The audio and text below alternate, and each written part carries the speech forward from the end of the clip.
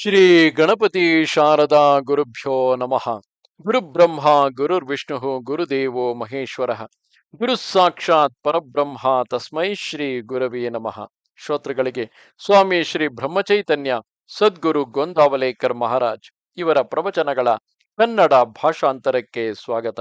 ಇಂದಿನ ವಿಷಯ: ಜನರ ಮನಸ್ಸನ್ನು ನೋಯಿಸುವುದು ಹಿಂಸೆಯೇ ಆಗಿರುತ್ತದೆ.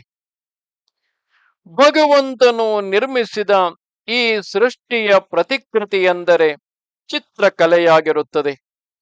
ಚಿತ್ರಕಾರನು ಬಣ್ಣಗಳಿಂದ ಸಿದ್ಧಪಡಿಸಿದ ಚಿತ್ರವು ಸುಳ್ಳಾಗಿದ್ದರೂ ನಿಜವಾದ ವಸ್ತುವಿನಂತೆ ಭಾಸವಾಗುತ್ತಿದ್ದರೆ ಅದಕ್ಕೆ ಉತ್ತಮ ಚಿತ್ರವೆಂದು ಅನ್ನುತ್ತಾರೆ. ಭಗವಂತನವರಾಗಿ ಸಂಪಾದಿಸುವ ಕಲೆಯೇ ನಿಜವಾದದ್ದು. ಭಗವಂತನು ನಮ್ಮಿಂದ ಮಾಡಿಸಿಕೊಂಡದ್ದು ಕಲೆಯೆಂದೇ ತಿಳಿಯಬೇಕು. ಯಾವ ಕರ್ಮವು ನಮ್ಮನ್ನು ಭಗವಂತನ ಕಡೆಗೆ ತೆಗೆದುಕೊಂಡು ಹೋಗಲು ಸಹಾಯವಾಗುತ್ತದೆಯೋ ಅದು ಕಲೆಯೇ ಆಗಿರುತ್ತದೆ.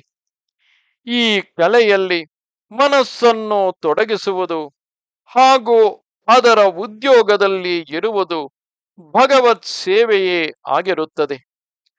ಮನಸ್ಸೆಂದರೆ ಕಲ್ಪನೆಗಳ ಮೂರ್ತ ಸ್ವರೂಪ. ಮನಸ್ಸು ಚಂಚಲವಾಗಿ ಇರುವವರೆಗೆ ದೇಹಕ್ಕೂ ಸ್ವಸ್ಥತೆ ಇರುವುದಿಲ್ಲ.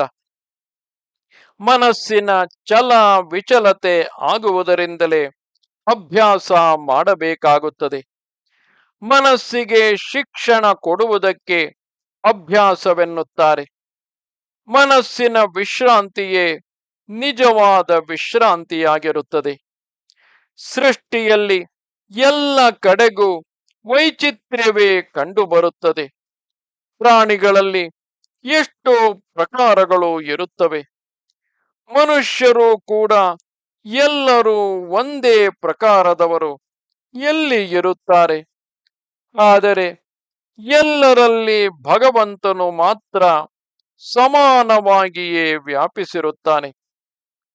ಜಗತ್ತಿನಲ್ಲಿಯ ಪ್ರಾಣಿಗಳು ಒಂದಕ್ಕೊಂದು ಮಾರಕವಾಗಿದ್ದರೂ ಕೂಡ ಹೇಗೆ ಬಾಳುತ್ತವೆ ಎಂಬುದನ್ನು ನೋಡಿದರೆ ಆಶ್ಚರ್ಯವೆನಿಸುತ್ತದೆ. ಜಗತ್ತಿನಲ್ಲಿ ಮನುಷ್ಯರು ಹಾಗೂ ಹುಲಿಗಳು ಎರಡೂ ಇರುತ್ತವೆ. ಆದರೆ ಇಬ್ಬರಿಗೂ ಒಬ್ಬರಿಗೊಬ್ಬರ ಭಯವಿರುತ್ತದೆ. ಆದ್ದರಿಂದ ಒಬ್ಬರನ್ನೊಬ್ಬರು ಕೊಲ್ಲುವುದಿಲ್ಲ. ಎರಡನೆಯವರ ಹಿತಕ್ಕೆ ಘಾತಕವಾಗುವ ಕೃತಿ ಮಾಡುವುದೇ ಹಿಂಸೆಯ ಲಕ್ಷಣವಾಗಿರುತ್ತದೆ. ಭಗವಂತನಿಗೆ ಅಡ್ಡ ಬರುವ ವಸ್ತುಗಳ ಹಿಂಸೆ ಮಾಡುವುದು ಅಹಿಂಸೆಯಾಗಿರುತ್ತದೆ. ಆದರೆ ನಮ್ಮ ಸ್ವಾರ್ಥಕ್ಕಾಗಿ ಹಾಗೂ ದೊಡ್ಡಸ್ತಿಕೆಗಾಗಿ ಎರಡನೆಯವರ ಮನಸ್ಸನ್ನು ನೋಯಿಸುವುದನ್ನು ಹಿಂಸೆ ಎಂದೇ ತಿಳಿಯಬೇಕು. ಎರಡನೆಯವರ ಮನಸ್ಸನ್ನು ನೋಯಿಸುವುದೆಂದರೆ ಭಗವಂತನ ಮನಸ್ಸನ್ನು ನೋಯಿಸುವುದು.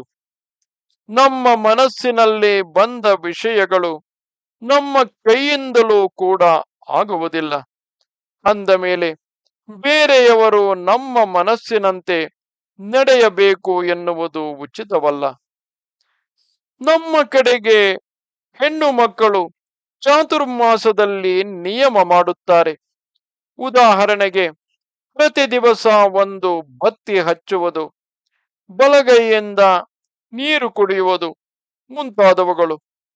ವಾಸ್ತವಿಕವಾಗಿ ಇವೆಂಥ ನಿಯಮಗಳು?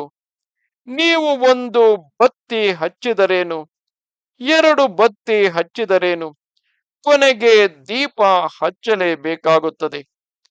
ಅದಕ್ಕಿಂತಲೂ ನಾನು ಯಾರ ಅಂತಃಕರಣವನ್ನು ನೋಯಿಸುವುದಿಲ್ಲ ಎಂಬ ನಿಯಮ ಮಾಡಬೇಕು.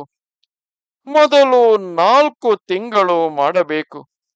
ಆಮೇಲೆ ವರ್ಷವೆಲ್ಲ ಪಾಲಿಸಬೇಕು. ಅನಂತರ ಅದನ್ನು ಜೀವನವೆಲ್ಲ ಇಟ್ಟುಕೊಳ್ಳಬೇಕು. ಕೆಲವು ಹೆಣ್ಣು ಮಕ್ಕಳು ಚಾತುರ್ಮಾಸದಲ್ಲಿ ಉಪ್ಪು ಬಿಡುತ್ತಾರೆ.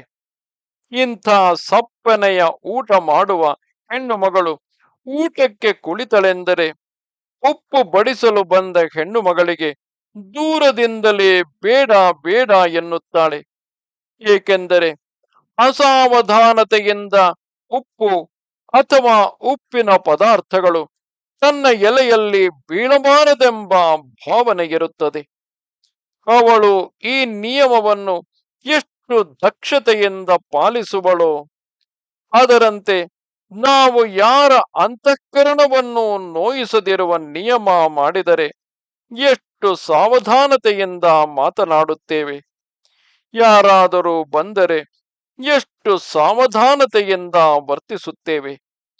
ಭಗವಂತನು ಎಲ್ಲ ಕಡೆಗೂ ವ್ಯಾಪಿಸಿರುತ್ತಾನೆಂದು ಅನ್ನುತ್ತೇವೆ, ಆದರೆ ಅದರಂತೆ ನಡೆಯುವುದಿಲ್ಲ.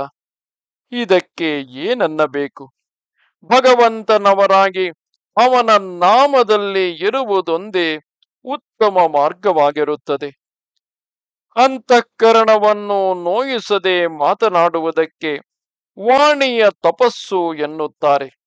ಅಂದರೆ ವಾಕ್ಯನ ತಪಸ್ಸು ಎನ್ನುತ್ತಾರೆ. ನಮಸ್ತೆ ಶಾರದೆ ದೇವಿ, ಕಾಶ್ಮೀರ ಪುರವಾಸಿನಿ. ತ್ವಾಮಹಂ ಪ್ರಾರ್ಥೆಗೆ ನಿತ್ಯಂ, ವಿದ್ಯಾದಾನಂಚ ದೇಹಿಮೆ. ನಮಸ್ಕಾರ.